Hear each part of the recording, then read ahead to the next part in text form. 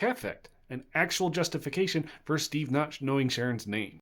The original Sentinel of Liberty run that was published in the late 90s was a mini series that was dedicated to showing the stories between the stories.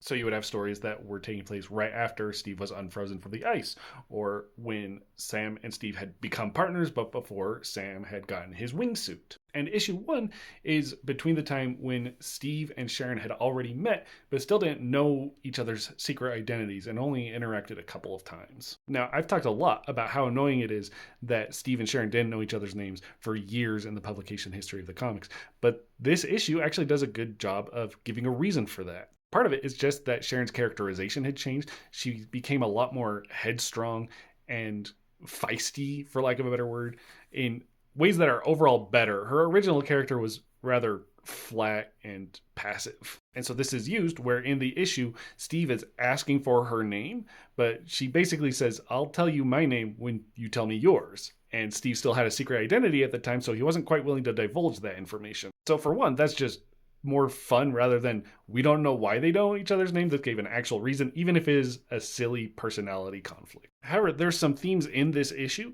that highlight more why she might be this way. The main antagonist of the story is a S.H.I.E.L.D. agent who has taken some information and is going to sell it to the bad guys. And Sharon says that the reason he did this is because he had joined S.H.I.E.L.D. to be a hero, but instead got upset that he basically became a number. And so it shows that Sharon, going as Agent 13, was okay with losing her identity somewhat in service of people and didn't need to be known and recognized for her service. She just wanted to serve. So in the end, it's still a little silly and maybe unnecessary, but at least it's a reason.